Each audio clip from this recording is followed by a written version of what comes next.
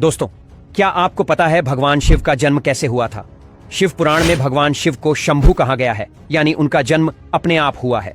पुराणों में भगवान शिव के जन्म के बारे में कई कथाएं हैं, जिनमें से सबसे प्रचलित कथा कुछ इस प्रकार है। एक बार भगवान विष्णु और ब्रह्मा के बीच यह विवाद छिड़ गया कि सबसे महान कौन है। इस विवाद के दौरान अचानक महादेव का प्रकट रूप सामने आया और एक आवाज गूंजी, जो इस स्तंभ का ऊपरी और निचला हिस्सा ढूंढ लेगा वही सबसे महान होगा। यह सुनकर ब्रह्मा जी पक्षी का रूप धारण करके स्तंभ के ऊपरी हिस्से को ढूंढने निकले। वहीं विष्णु जी वराह रूप में स्तंभ के नीचे का हिस्सा ढूंढने निकल पड़े। दोनों ने बहुत खोजबीन की, लेकिन किसी को भी इसका अंत नहीं मिला। तब भगवान शिव अपने असली रूप में प्रकट हुए और यह समझाने के लिए कि वे सबसे महान और शक्तिशाली हैं, ब्रह्मा और विष्णु दोनों को अपनी महिमा का एहसास कराया। इस प्रकार दोनों देवता ने भगवान शिव को सबसे महान मान लिया और उनका सम्मान किया। यह कथा हमें यह सिखाती है कि शिव जी, जिनका कोई जन्म नहीं हुआ बल्कि उनका अस्तित्व अनादि और शाश्वत है, वे ब्रह्मा और विष्णु दोनों से भी महान हैं। दोस्तों, क्या आपने कभी सोचा है कि भगवान विष्णु को अधिकतर चित्रों में विश्राम की मुद्रा में क्यों दर्शाया जाता है? इसके पीछे एक बेहद रोचक पौराणिक कथा छुपी हुई है। यह कथा जुड़ी है राजा बलि और भगवान विष्णु के वामन अवतार से। जब वामन देव ने 3 पग भूमि का दान मांगा तो राजा बलि ने अपना सिर अर्पण कर दिया, जिससे भगवान उन्हें पाताल लोक भेजते हैं। लेकिन बलि की भक्ति और समर्पण से प्रसन्न होकर भगवान विष्णु ने उन्हें वरदान मांगने का अवसर दे देते हैं। राजा बलि ने उनसे सदैव अपने साथ रहने का आशीर्वाद मांगा। अब श्री हरि वचन से बंधे थे, लेकिन माता लक्ष्मी कैसे वैकुंठ में अकेली रहती। उन्होंने बलि को भाई मानकर राखी बांधी और श्री हरि को उपहार स्वरूप वापस मांग लिया। भगवान विष्णु ने दोनों का सम्मान रखते हुए वादा किया कि वे आषाढ़ शुक्ल एकादशी से कार्तिक शुक्ल एकादशी तक हर साल बलि के साथ पाताल लोक में योग निद्रा में रहेंगे। यही कारण है कि इस अवधि को चातुर्मास कहा जाता है। दोस्तों, क्या आप जानते हैं पद्मनाभ स्वामी मंदिर के 7वें दरवाजे के बारे में, जो सालों से एक रहस्य बना हुआ है? यह मंदिर केरल के तिरुवनंतपुरम में स्थित है और इसके गर्भगृह में 7 दरवाजे हैं, जिनमें से अब तक 6 दरवाजे खोले जा चुके हैं। इन 6 दरवाजों से निकला खजाना इतना अमूल्य था कि इसे देखकर दुनिया भी हैरान रह गई। लेकिन जैसे ही 7वें दरवाजे को खोलने की कोशिश की गई, एक अजीब और रहस्यमयी घटना घटी। दरवाजा खोला तो क्या, हर कोई असफल हो गया। जिसने भी इस दरवाजे को खोलने की कोशिश की, पहले तो वो बीमार पड़ा और फिर उसकी मौत हो गई। कहा जाता है कि इस दरवाजे को नागपाश या नागबंधन जैसे मंत्रों से बंद किया गया है, और जब कुछ लोग उस दरवाजे के पास जाकर कान लगाकर यह जानने की कोशिश करते हैं कि अंदर क्या है, तो उन्हें सांपों की सरसराहट और पानी के बहने की आवाजें सुनाई देती हैं। लोगों का मानना है कि इस दरवाजे के पीछे कुछ बहुत दिव्य और रहस्यमय वास्तु है, जो किसी ने आज तक नहीं देखा। अब यह रहस्य क्या है, यही जानने के लिए सभी उत्सुक हैं, लेकिन शायद यह राज केवल समय और भाग्य के साथ ही खुल सकेंगे। वीडियो अच्छी लगी हो तो चैनल को सब्सक्राइब जरूर करें। इथियोपिया में पुराने जमाने में लोग जब शिकार के लिए जाते थे तो कई रास्ते में उन्हें जहरीले सांप मिलते थे। सांपों से बचने के लिए इथियोपिया की बन्ना ट्राइब ने ये तरीका खोजा। ये स्टिल्ट वॉकिंग टेक्निक सदियों से इस ट्राइब की पहचान बनी हुई है। ये दिखने में जितना आसान लग रहा है, स्टिक पर बैलेंस बनाना उतना ही मुश्किल है। पहले लोग खुद को सुरक्षित रखने के लिए ऐसा करते थे, लेकिन अब ये एक परंपरा का रूप ले चुकी है। यहाँ रहने वाले लोग अपनी अगली जनरेशन को स्टिल्ट वॉकिंग ट्रेडिशन के बारे में बताते हैं। यहाँ पर ट्राइबल फेस्टिवल में बच्चे अक्सर अपने शरीर पर पेंट करके तरह तरह के करतब दिखाते हैं। समुद्र में शार्क को देखकर अक्सर लोग उनसे दूर भागते हैं, लेकिन डाइवर शार्क के बिल्कुल करीब पहुंचकर उसके मुंह से कुछ निकालने की कोशिश कर रहा है। असल में ये शार्क के मुंह से फिश हुक निकाल रहा है। कई बार शार्क के मुंह में हुक फंसा रह जाता है, जिससे उन्हें बहुत तकलीफ होती है। शार्क खुद अपने मुंह से हुक नहीं निकाल सकती। शार्क की मदद करने के लिए डाइवर ये जोखिम लेता है। शायद शार्क भी जानती है कि ये उसकी मदद करने के लिए आया है और इसीलिए वो डाइवर को कोई नुकसान नहीं पहुंचा रही। दोस्तों, क्या आप जानते हैं दुनिया के सबसे शक्तिशाली मंदिरों के बारे में, जिनमें जाकर आपकी जिंदगी पल भर में बदल सकती है? नंबर 1, यह वही शक्तिशाली मुक्ति धाम है, जहां 108 गौमुखों से निकलने वाली जलधारा में नहाने के बाद आपकी जिंदगी सच में बदल जाती है। यकीन मानिए, जो भी इस जलधारा में स्नान करता है, उसकी सारी परेशानियां दूर हो जाती हैं और वह महसूस करता है जैसे भगवान ने उसे नए जीवन का तोहफा दे दिया हो। नंबर 2, अब एक ऐसी गुफा के बारे में बताता हूं जो किसी जादू से कम नहीं। इस गुफा में 108 शिवलिंग और अमरनाथ शिवलिंग स्थापित हैं। और तो और यहाँ आपको सभी देवी देवताओं के दर्शन भी मिलते हैं और 25 फुट के महादेव का भव्य दर्शन भी। अगर आपको ये जानकारी अच्छी लगी हो तो चैनल को सब्सक्राइब करना न भूलें। दोस्तों, तिरुपति बालाजी के मंदिर से जुड़े कुछ ऐसे रहस्यमय तथ्य जिन्हें वैज्ञानिक भी आज तक नहीं सुलझा पाए, चलिए जानते हैं। नंबर 1, असली बाल। कहा जाता है कि भगवान वेंकटेश्वर स्वामी की मूर्ति पर जो बाल हैं वे असली हैं और इनका रहस्य आज तक कोई नहीं समझ पाया। नंबर 2, समुद्र की लहरों की आवाज। मंदिर में भगवान वेंकटेश्वर की मूर्ति पर कान लगाकर सुनने पर कुछ लोग समुद्र की लहरों की ध्वनि सुनते हैं। यह एक अजीब और अनसुलझा रहस्य है।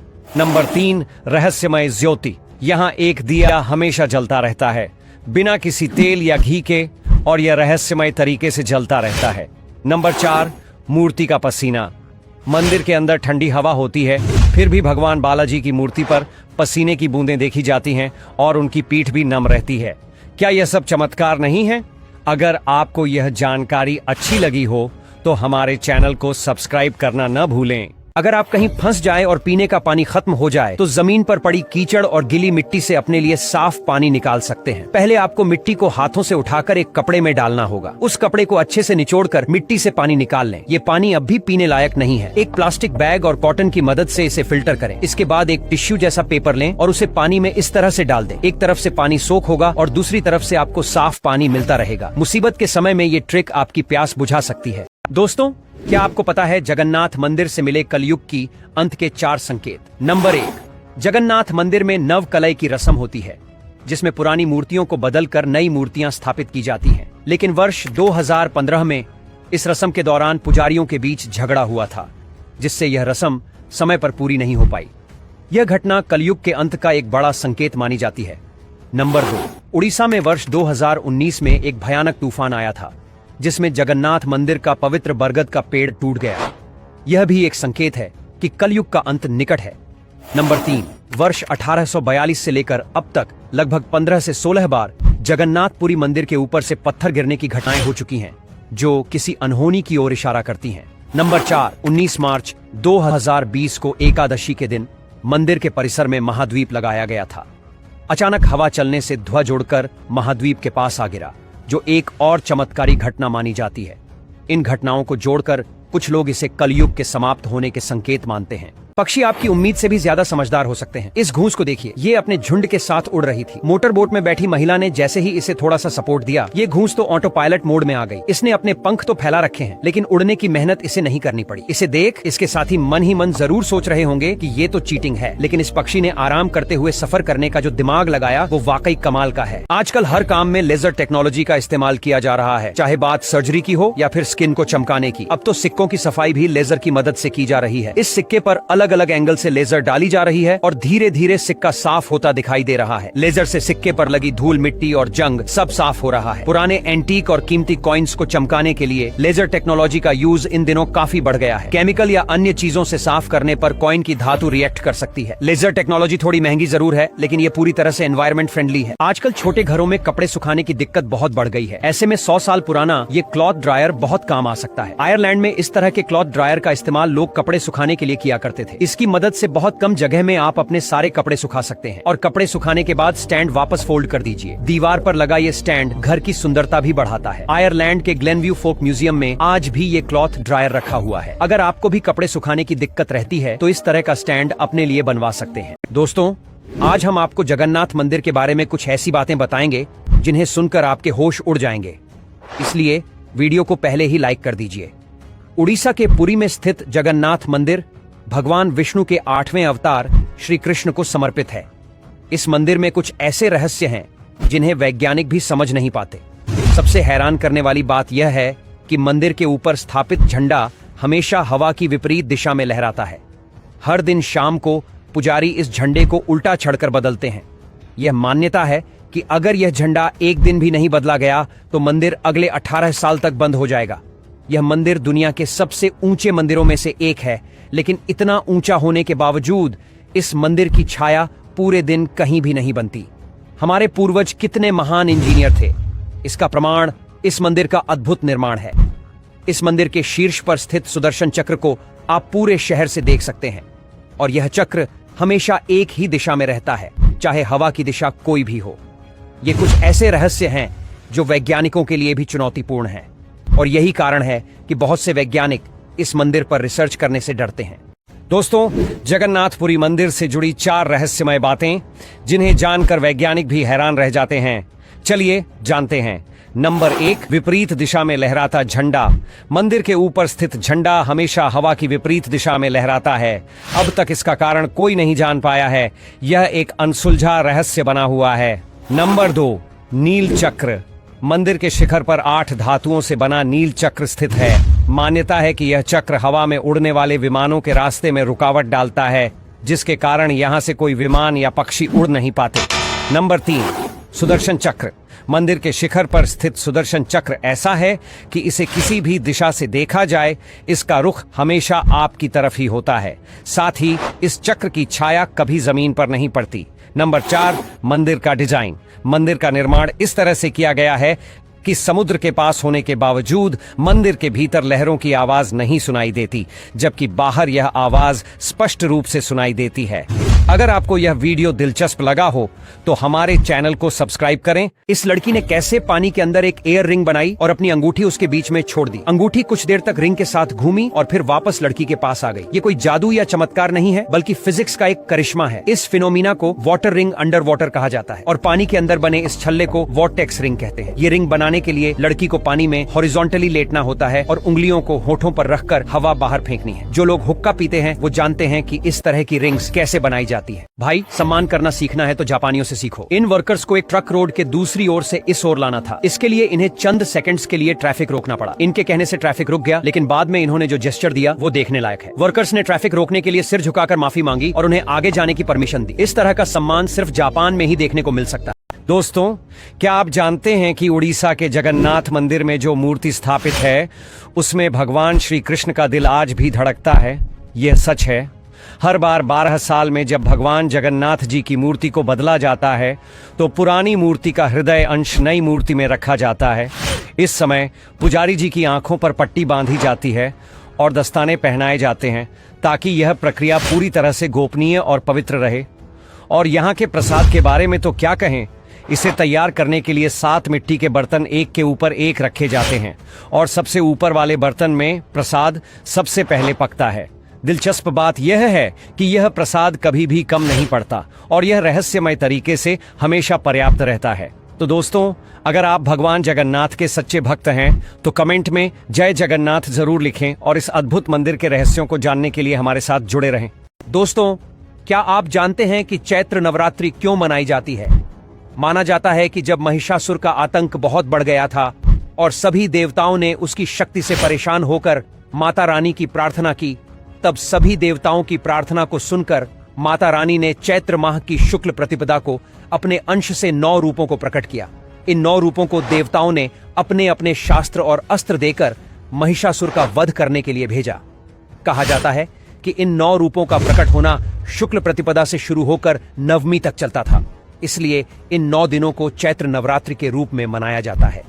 माता रानी की भक्ति में जय माता दी जरूर कमेंट करें और इस चैनल को सब्सक्राइब जरूर करें। ये आदमी अपने खेतों में दुनिया की सबसे बड़ी पतंग उड़ा रहा है। इस पतंग को उड़ाना हर किसी के बस की बात नहीं है। खास ट्रिक और सही टेक्निक की मदद से ही ये पतंग उड़ाई जा सकती है। इस पतंग की लंबाई 100 मीटर से भी ज्यादा है। ये पतंग पूरी दुनिया में सिर्फ चाइना में ही उड़ाई जाती है। अगर पतंग के एक छोर को रस्सी से ना बंधा जाए तो ये पतंग इसे उड़ाने वाले को भी अपने साथ हवा में ले उड़ती है। इस पतंग को बनाने में भी कई दिनों की मेहनत लगती है। अक्सर किसाने अपने खेतों को जंगली जानवरों और पक्षियों से बचाने के लिए ये पतंग उड़ाते हैं। जरा इस पक्षी को देखिए। ये पक्षी एक के बाद एक 2 मछली निगल जाता है। ऐसा लगता है जैसे इसे बहुत भूख लगी हो। अपनी चोंच से ये मछली को उठाता है और एक बारी में पूरी मछली निगल जाता है। एक मछली से पेट नहीं भरा तो बड़ा मुंह खोलकर दूसरी मछली भी निगल जाता है। हैरानी की बात यह है कि 2 मछलियों का वजन और पक्षी का वजन बराबर है। अपने वजन के बराबर फूड को एक बारी में निगल जाना और वो भी इतने आराम से, ये वाकई में कमाल का है। इस पक्षी का नाम पेकिन डक है जो अमेरिका में पाई जाती है। लोग इस डक को घरों में मीट के लिए पालते हैं। इस पक्षी की वीडियो सोशल मीडिया पर तेजी से वायरल हो रही है। दोस्तों, क्या आप जानते हैं कि इंदिरा गांधी को इस प्राचीन मंदिर में क्यों प्रवेश नहीं करने दिया गया था? यह घटना उड़ीसा राज्य के पुरी में स्थित प्रसिद्ध जगन्नाथ मंदिर से जुड़ी हुई है, जहां हर साल लाखों लोग दर्शन के लिए आते हैं। 1984 में उस समय की प्रधानमंत्री इंदिरा गांधी भी इस मंदिर में दर्शन करने आई थीं, लेकिन उन्हें अंदर प्रवेश नहीं दिया गया। आपके मन में यह सवाल उठ सकता है कि क्यों देश की प्रधानमंत्री को इस मंदिर में प्रवेश नहीं दिया गया। इसके पीछे का कारण यह था कि इस मंदिर पर पिछले 75 वर्षों में कई विदेशी आक्रांताओं ने आक्रमण किया था, चाहे वह अफगान हो, मुगल हो या अंग्रेज। इन आक्रमणों के दौरान मंदिर को लूटा गया और जगन्नाथ भगवान की मूर्ति को नुकसान पहुंचाने की कोशिश की गई थी। इस कारण मंदिर के पंडितों ने यह नियम बनाया कि केवल हिंदू, सिख, बौद्ध और जैन धर्म के लोग ही इस मंदिर में प्रवेश कर सकते हैं। हालांकि इंदिरा गांधी हिंदू थीं, लेकिन उन्होंने फिरोज गांधी से विवाह किया था, जो कि पारसी धर्म से थे, इसलिए उन्हें मंदिर के अंदर प्रवेश की अनुमति नहीं दी गई। विराट कोहली और अनुष्का शर्मा ने भी उज्जैन के महाकाल मंदिर का दौरा किया था, क्योंकि यह मान्यता है कि इस मंदिर में जाने वाले भक्त कभी खाली हाथ नहीं लौटते, उनकी सभी मनोकामनाएं पूरी होती हैं। महाकालेश्वर मंदिर भारत के सबसे बड़े ज्योतिर्लिंगों में से एक है। क्या आपको पता है, उज्जैन के महाकाल मंदिर में भगवान शिव को भस्म चढ़ाई जाती है और यह दुनिया का एकमात्र ऐसा मंदिर है जहां यह अनोखी विधि अपनाई जाती है। कहा जाता है कि इस मंदिर के सामने से कोई बारात नहीं निकलती। महाकाल मंदिर के परिसर में कोई राजा या मंत्री भी रात को नहीं ठहरते, क्योंकि महाकालेश्वर बाबा ही यहाँ के असली राजा हैं। यहाँ भगवान शिव की आरती अग्नि से नहीं बल्कि चिता की भस्म से की जाती है। हालांकि वर्तमान में यह आरती कंडों की भस्म से की जाती है। यदि आप भी महाकाल के भक्त हैं तो इस चैनल को सब्सक्राइब जरूर करें। दोस्तों, क्या आप जानते हैं पद्मनाभ स्वामी मंदिर का 7वां दरवाजा कौन खोलेगा? अगर आपको इस रहस्य का पता चले तो आपकी आंखें फटी की फटी रह जाएंगी। इस मंदिर के बारे में बहुत सारी रहस्यमयी बातें हैं और यह मंदिर तो सालों से रहस्यों से घिरा हुआ है। इस मंदिर के गर्भ में 7 दरवाजे हैं, जिनमें से अब तक 6 दरवाजे खोले जा चुके हैं। इन दरवाजों को खोलने के बाद जो खजाना मिला है वो इतना अमूल्य था कि कोई भी सोच भी नहीं सकता। 7वें दरवाजे की कहानी तो और भी अजीब है। जब भी किसी ने इस दरवाजे को खोलने की कोशिश की, उसकी रहस्यमय मौत हो गई। ये दरवाजा ऐसा नाग पंछी मंत्र से बंद किया गया था कि कोई भी उसे खोल नहीं सका। यहां तक कि जब लोग दरवाजे पर कान लगाकर सुनने की कोशिश करते हैं तो पानी की आवाज और सांपों की सरसराहट की आवाज सुनाई देती है। मान्यता है कि इस दरवाजे के पीछे कोई दिव्य वस्तु छुपी हुई है और कहते हैं कि वहां भगवान विष्णु का साक्षात रूप छुपा हुआ है। क्या लगता है, कौन खोलेगा यह रहस्यमय दरवाजा? और अगर खोला गया तो उस दरवाजे के पीछे क्या मिलेगा? वो खजाना या फिर कुछ और? दोस्तों, क्या आपने कभी सुना है जगन्नाथ मंदिर की तीसरी सीढ़ी के रहस्य के बारे में? इस मंदिर में कुल 22 सीढ़ियां हैं और हर एक सीढ़ी का अपना विशिष्ट महत्व है, लेकिन तीसरी सीढ़ी का रहस्य कुछ खास है जिसे शायद आप नहीं जानते होंगे। कहानी के अनुसार जब भगवान जगन्नाथ के दर्शन करने से लोग पाप मुक्त होने लगे तो यमराज ने भगवान के पास आकर कहा, भगवान, आपने पाप मुक्ति का इतना आसान तरीका बता दिया है जिससे लोग पाप मुक्त हो रहे हैं और यमलोक का मार्ग सूना हो रहा है। यमराज की बात सुनकर भगवान जगन्नाथ ने कहा, आप मंदिर के मुख्य द्वार की तीसरी सीढ़ी पर अपना स्थान ग्रहण करें, जिसे यम शिला कहा जाएगा। जो कोई भी मेरे दर्शन करने के बाद इस शिला पर कदम रखेगा उसका पुण्य नष्ट हो जाएगा और उसे यमलोक जाना पड़ेगा। फिर भगवान ने यह भी कहा, आपको चिंता करने की कोई बात नहीं है, क्योंकि मैंने व्यवस्था पहले ही कर दी है। केवल प्रवेश का रास्ता यमशिला से है, लेकिन बाहर जाने का मार्ग दूसरी ओर है। दोस्तों, भारत में एक ऐसा रहस्यमय मंदिर है जो पिछले 115 वर्षों से बंद पड़ा है। आप इस मंदिर के प्रांगण में तो जा सकते हैं, लेकिन इसके अंदर प्रवेश करना संभव नहीं है। यह उड़ीसा का प्रसिद्ध सूर्य कोणार्क मंदिर है, जिसे 1250 में नरसिंह देव प्रथम ने बनवाया था। कहा जाता है कि इस मंदिर की दीवारों के बीच आयरन की पट्टी डाली गई थी और मंदिर के शिखर पर 50 टन का चुंबक रखा गया था। इसके कारण एक ऐसा चुंबकीय क्षेत्र बनता था जिससे भगवान सूर्य की मूर्ति हवा में तैरती रहती थी। यह चुंबक इतना शक्तिशाली था कि समुद्र में चल रहे जहाजों को अपनी ओर खींच लेता था। मुगल आक्रमणकारियों ने इस चुंबक को हटवाया, जिससे मंदिर का संतुलन बिगड़ने लगा। बाद में ब्रिटिश सरकार ने मंदिर में रेत और पत्थर भरवाया ताकि यह भूमि के नीचे डूबने से बच सके। तब से यह मंदिर बंद पड़ा हुआ है। अगर आपको यह वीडियो अच्छी लगी हो तो कृपया हमारे चैनल को सब्सक्राइब करें। दोस्तों, क्या आप जानते हैं कि भारत में एक ऐसा रहस्यमय मंदिर है जहां दुनिया की शुरुआत हुई थी और जहां दुनिया का अंत भी होगा? जी हाँ, हम बात कर रहे हैं महाराष्ट्र के हरिश्चंद्रगढ़ में स्थित केदारेश्वर गुफा मंदिर की।